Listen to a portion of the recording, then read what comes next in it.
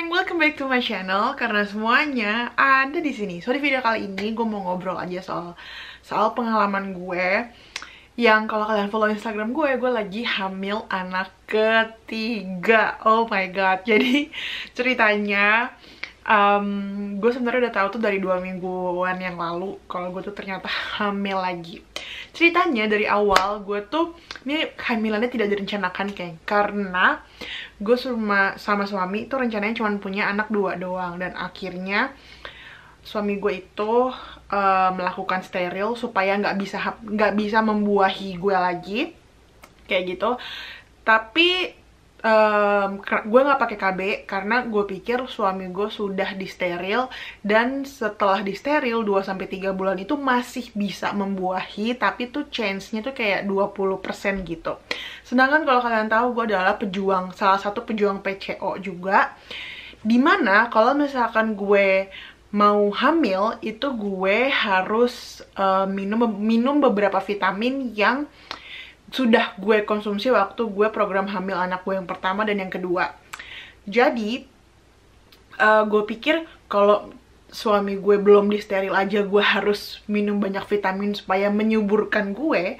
Buat apa gue minum vitamin pakai KB gitu ya, karena kan gue udah nggak minum vitamin untuk program hamil lagi nih untuk menyuburkan gue.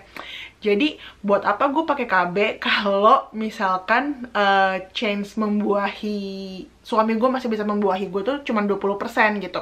Yang kesempatan yang 100% aja gue tetap masih harus minum vitamin, abis itu butuh proses yang lumayan lama, nggak langsung cespleng lah kayak gitu. Jadi gue pikir ya buat apa gue pakai KB. Dan gue pernah pakai KB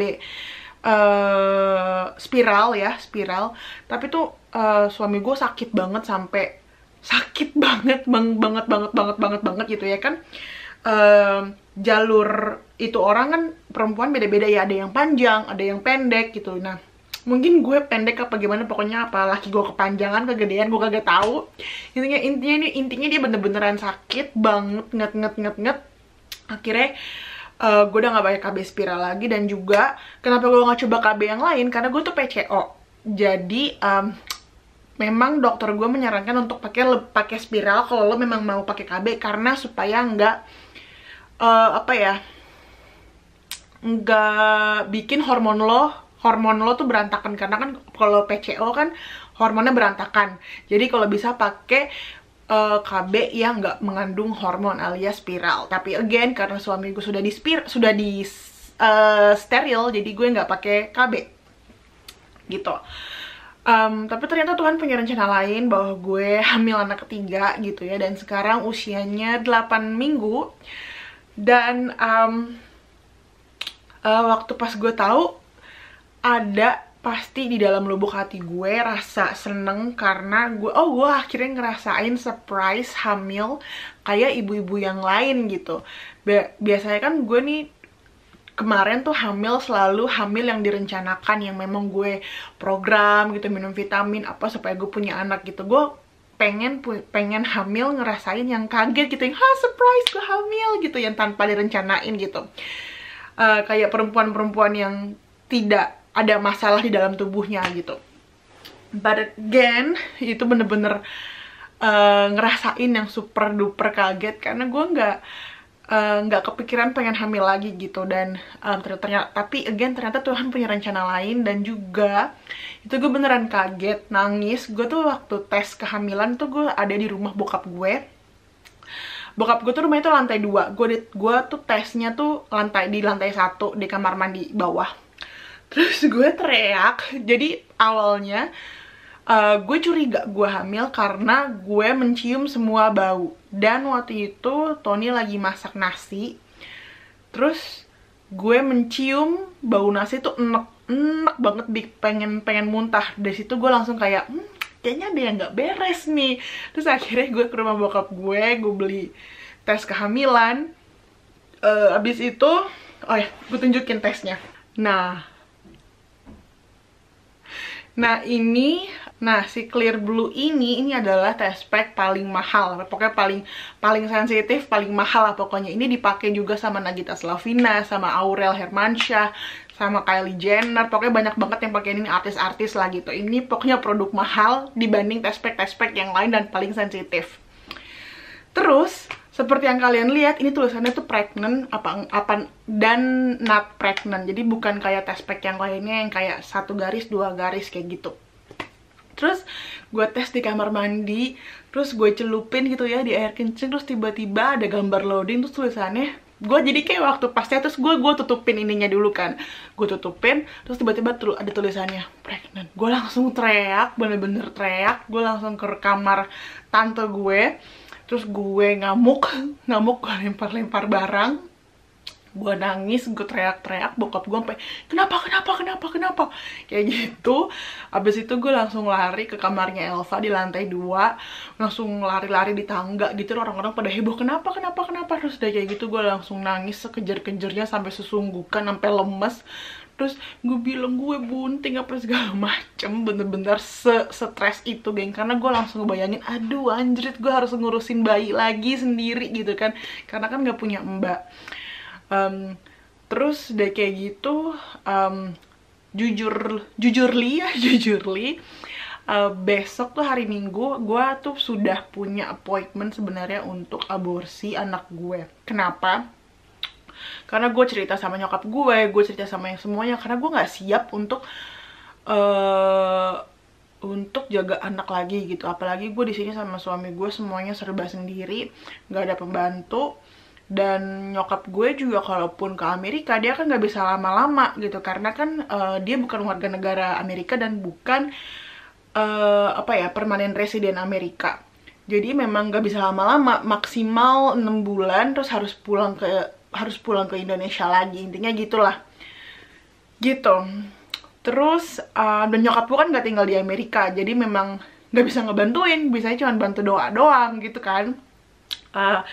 Terus udah kayak gitu, gue nggak kepikiran masalah duit apa segala macam, karena gue percaya, puji Tuhan gue tidak kekurangan gitu ya, dan gue percaya kalau rezeki mah ada aja jalannya gitu. Tapi gue lebih kepada kayak, gue nggak siap nih kayaknya nih, secara mental ngurus anak lagi, apalagi anak gue yang kedua sih, kayak lo masih kecil banget gitu kan. Terus udah kayak gitu, ya lebih ke situ sih, lebih ke mental sih ya, mental. Abis itu gue langsung cerita sama nyokap gue segala macem, terus akhirnya gue langsung bikin janji sama dokter untuk melakukan yang namanya aborsi. Tapi selama proses nunggu segala macem, proses menunggu hari H itu datang, itu gue mikir, ya kali gue nggak aborsi anak gue gitu kan. Secara di luaran sana masih banyak pejuang garis 2 yang sudah berkali-kali melakukan program hamil dan juga ngeluarin banyak biaya, tapi nggak dapet gitu. Tapi gue kok ini dikasih, tapi kok masa gue mau ngebuang gitu. Gue takut dosa. Gue sampai mikir, nanti kalau gue mati, nanti gue ditanyain sama Tuhan, kenapa lo ngebunuh anak lo gitu dah. Pokoknya udah sampai ke sepikiran jauh itu. Tapi di sisi lain gue pikir kayak, aduh gue nggak siap, anak gue masih kecil, masa gue harus punya anak lagi. Terus gue mikirnya lebih gitu lah. Tapi deep down ya pasti gue seneng pun seneng bisa dikasih anak lagi gitu ya. Apalagi yang ini tanpa direncanakan dan gue nggak program apa-apa gitu. Tapi ya sebagai manusiawi gue juga takut apakah gue bisa gitu kan. Terus akhirnya, aduh gue mau nangis. Akhirnya gue nggak cerita sama siapa-siapa kecuali nyokap gue, keluarga gue lah. Pokoknya gue nggak cerita sama siapa-siapa kecuali sama keluarga gue. Terus ya keluarga gue sih ya mendukung apapun keinginan gue. Akhirnya gue memutuskan untuk cerita ke mertua gue. Gue SMS dia, gue bilang kalau gue hamil lagi, gue nggak tahu gue harus gimana. Terus gue pakai emoji nangis. That's it. Abis itu besoknya tiba-tiba suami gue bilang, gue lagi di kantor, tiba-tiba dia bilang kalau mama lagi di sini. Terus gue kayak, kayaknya gue tahu nih dia mertua gue ke rumah gara-gara pasti dia mikirin gue mau aborsi. Terus ternyata mertua gue itu dia pergi kerja, abis itu katanya seharian di kantor nangis. Akhirnya disuruh pulang lah sama teman-temannya di kantor, karena ngapain lo kerja di kantor nangis terus, mendingan lo pulang. Akhirnya dia pulang ke rumah gue. Habis itu ketemu sama gue sebentar karena hari itu gue ada appointment untuk USG. Jadinya gue ketemu sama dia cuma sebentar. Dia cuma ngambil kail doang bawa ke rumahnya, terus sore dipulangin. Terus Kylo dijagain sama Elva di rumah gue gitu. Abis itu setelah pulang akhirnya dia ngomong lah sama gue, kita ada perbincangan sedikit mengenai soal kehamilan gue. Dia pokoknya intinya dia meyakini gue untuk jangan khawatir karena lo di sini nggak sendiri, lo menjalani ini nggak sendiri. Tapi dia tuh berhasil meyakini gue untuk kayak, Michelle, lo tuh gak sendirian, kita bisa ngelakuin ini, gue akan bantu apapun supaya bisa ngebantu lo dan cucu-cucu gue gitu. Mungkin dia sempat mikir kayak mungkin gue mikir lebih ke duit kali ya. Dia sampai bilang, lo mau apa, lo gak perlu khawatir biaya anak-anak apa segala macam, lo gak perlu khawatir. Gue bilang bukan itu, gue cuman gak siap aja secara mental gitu. Dia bilang, tenang Michelle, kalau lo butuh, kan yang seperti kalian tahu anak gue tuh diambil sama mertua gue setiap hari Jumat sampai hari Minggu. Jadi gue supaya gue tuh punya me time gitu. Makanya gue nggak bisa hidup tanpa mertua gue. Pokoknya gue makasih banget ada mertua gue, karena kalau nggak ada dia gue nggak tahu gue harus gimana gitu. Terus dia bilang sama gue,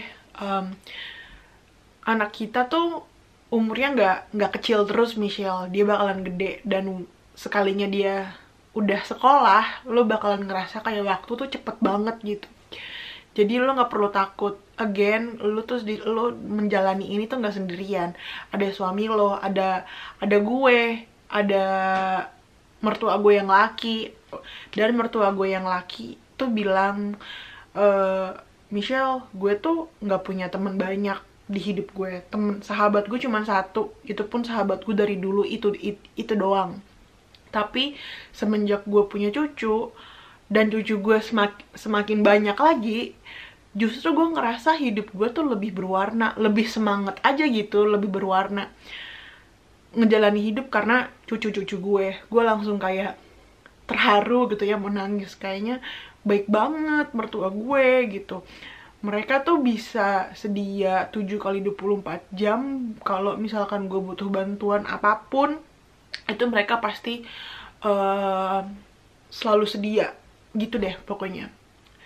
Tanpa babi bu bebo, mereka mau di mana, lagi ada halangan apa, kalau gue telepon, gue minta bantuan atau suami gue minta bantuan, apalagi tentang cucunya, mereka pasti bakal ninggalin keperluan mereka dan langsung datang ke rumah gue untuk misalnya mau jagain cucunya atau apa, pokoknya gitu. Gue salut banget sama mertua gue, dua-duanya.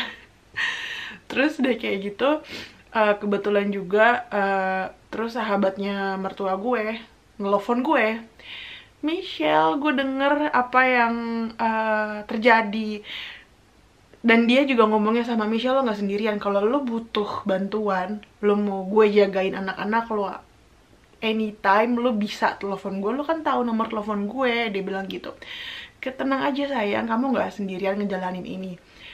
Gue ngerasa kayak, ya emang bener sih, mereka gak ngomong doang, mereka ngejalanin, mereka melakukan itu, mereka selalu membantu gue untuk ngejagain anak-anak gue.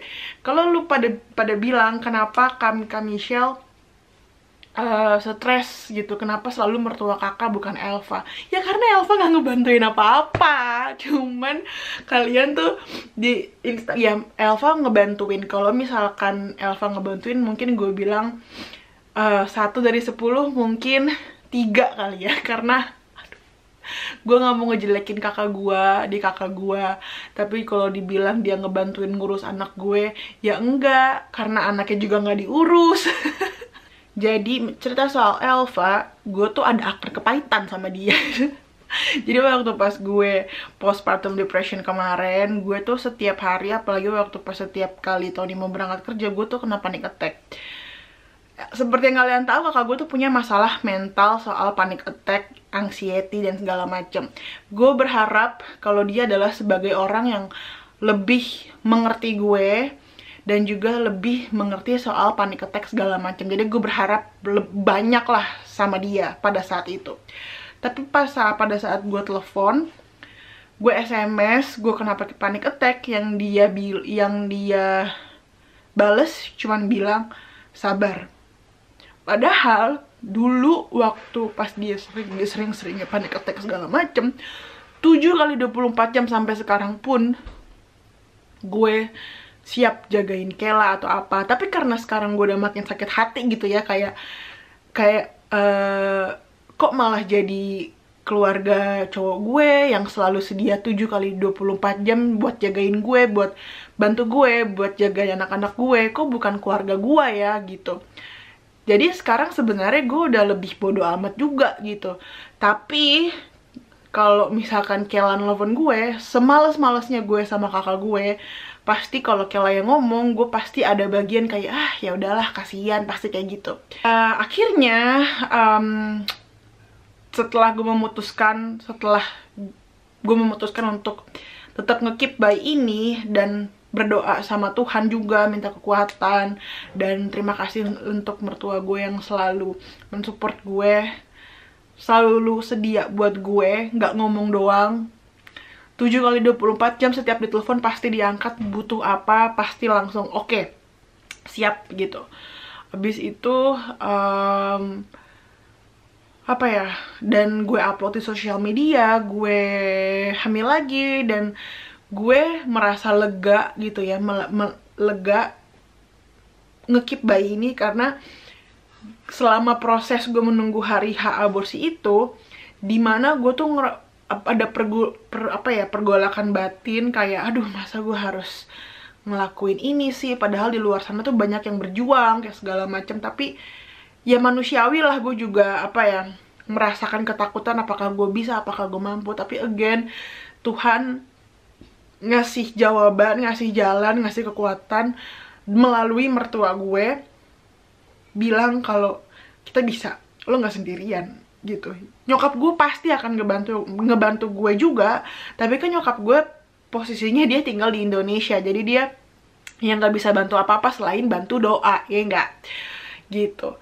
Jadi ya doain aja ya, mungkin pasti nyokap gue pasti bakalan ke Amerika lagi tahun depan untuk bantuin gue, ya nggak. Jadi ya di bawah happy aja. Aku minta doanya supaya diberikan kekuatan, kesehatan jasmani, rohani, mental juga gitu ya, buat aku, buat keluarga aku. Dan terima kasih juga buat kalian yang sudah memberikan selamat, dan terima kasih buat kalian yang mendoakan aku. Habis itu juga buat kalian yang komen bilang belum dikasih rezeki sama Tuhan alias momongan. Semoga pejuang garis 2 di luar sana berhasil gitu ya, mendapatkan anak. Semoga, amin.